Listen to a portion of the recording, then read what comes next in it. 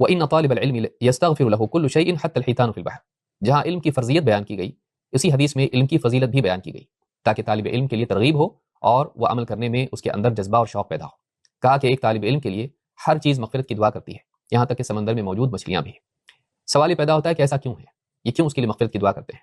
اہل علم کہتے ہیں کہ اس لیے کہ ایک طالب علم جب علم حاصل کرتا ہے تو پھر اس کے نتیجے میں وہ سماج میں اصلاح کرتا ہے، خود بھی اچھا بنتا ہے، دوسروں کو بھی بہتر بنانے کی کوشش کرتا ہے، اللہ کے دین پر چلانے کی کوشش کرتا ہے، سماج سے برائیوں کو مٹانے کی کوشش کرتا ہے، سماج میں اللہ کے احکام کو لانے کی کوشش کرتا ہے۔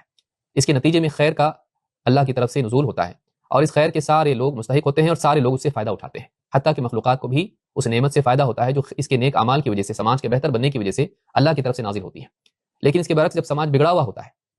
تو اللہ کی طرف سے جو عذاب آتا ہے گناہ گاروں کے گناہوں کی وجہ سے، تو اس کا نقصان نہ صرف انسانوں کو اور گناہ گاروں کو ہوتا ہے بلکہ انسان کے ساتھ ساتھ دیگر مخلوقات کو بھی ہوتا ہے۔ اللہ کے عذاب کی شکار وہ ساری مخلوقات ہوتی ہے۔ تو اس اعتبار سے جب طالب علم سماج سے برائیوں کو مٹاتا ہے تو اللہ کا عذاب نہیں آتا ہے اور اس کی وجہ سے ان مخلوقات کو بھی حفاظت نصیب ہوتی ہے، ان کو بھی فائدہ ہوتا ہے۔ لہٰذا وہ طالب علم کے لیے دعا کرتے ہیں کیونکہ اسی کی وجہ سے سماج بہتر بنتا ہے اور اللہ کے عذاب سے سارے لوگ محفوظ رہتے ہیں۔ وَإِنَّ طَالِبَ الْعِلْمِ يَسْتَغْفِرُ لَهُ كُلُّ شَيْءٍ حَتَّى الْحِيتَانُ فِي الْبَحْرِ، اور ایک طالب علم کے لیے ہر چیز مغفرت کی دعا کرتی ہے، یہاں تک کہ سمندر میں موجود مچھلیاں بھی۔ تو اس حدیث سے بات معلوم ہوتی ہے کہ طالب علم اپنے علم کی راہ پر ہوتا ہے، وہ علم حاصل کرنے میں ہوتا ہے، لیکن ابھی سے اس کے لیے مغفرت کی دعا شروع ہو جاتی ہے۔ ساری مخلوقات بلکہ سمندر میں موجود مچھلیاں اور اپنے بل میں موجود چونٹیاں بھی اس کے لیے دعا کرتی ہیں۔ تو یہ ایک بہت ہی عظیم شان چیز ہے کہ ایک انسان اپنے اوقات میں سے کچھ وقت نکال کر دین کا علم حاصل کرے، وہ قرآن و سنت کا علم حاصل کرے۔